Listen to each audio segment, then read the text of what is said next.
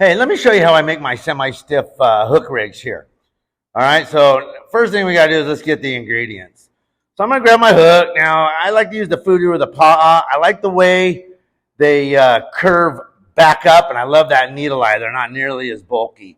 Now, the crimps, you can't use aluminum crimps on steel cable, okay? So you got to get the steel crimps or the copper crimps. Otherwise, you get some sort of weird electrolysis that just kind of erodes away after time. Get you a little bit of heat shrink here. And by the way, hit me up if you want to know where I can get that heat shrink cheap.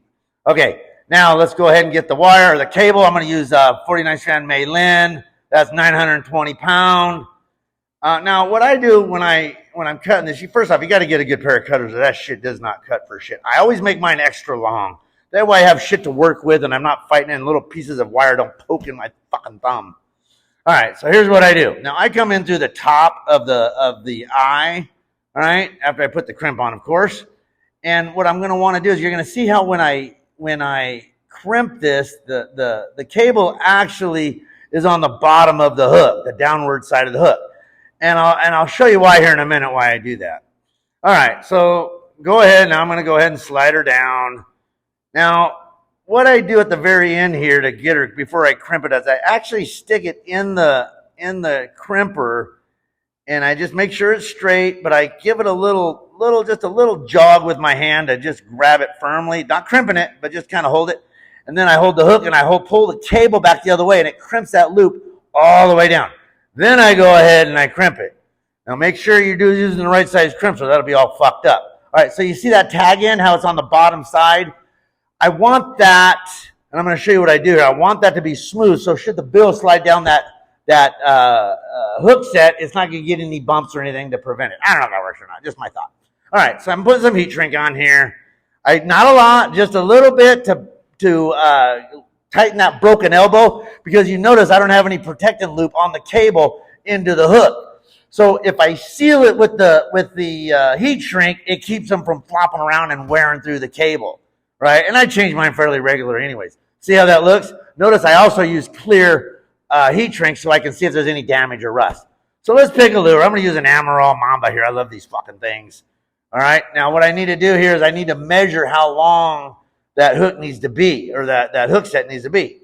All right, because too long and you're not IGFA legal, too short, and it gets wrapped up in the hooks. I like my shit where the eye is just barely inside the hooks, where it's just barely legal. And I mark it just so you guys can see this shit, what I'm going to do here. But normally I don't mark that shit.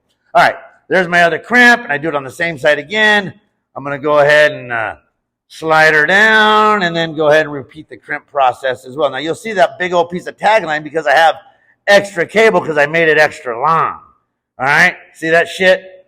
All right, now I'm going to go ahead and give her a little thump, boom, and then I'm going to go ahead and trim that off. Ah, shit, I moved the camera. All right, trim that shit off.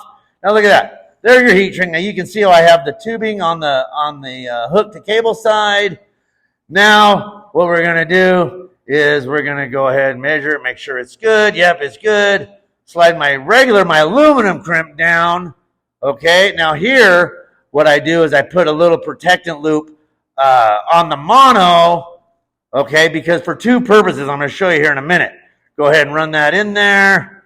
It's really a tight fit. I go ahead and pull the cable out, slide it in, and you guys have seen this shit. I like to get that torch. Go ahead and mushroom the end. Okay, give it a little pushy push down, a little spit so I don't burn the shit out of my finger. Now I'll slide that shit down, and now boom. Now look at this shit. So I have that protectant loop over the mono. And the reason I have that, okay, is now I'm going to go ahead and crimp it, is because what I'm going to do is to seal that broken elbow, okay, where the two loops come together, is again, I'm going to use more heat shrink. Now you have to make sure your shit's on a low setting, okay? You don't want to burn through that mono. But with that being said, that 400-pound mono is protected by that yellow, whatever the hell you call it, that mono protector right there. All right, so now look at that shit. There's my hook set, nice and neat. I'm going to go ahead and measure it up in my lure. Pull her all the way down. Dun, dun, dun, dun. I use 15-foot leaders, okay, with a 15-foot widen on, or actually 14-foot widen on. So look at that. Barely IGFA legal. That eye was right in the skirt.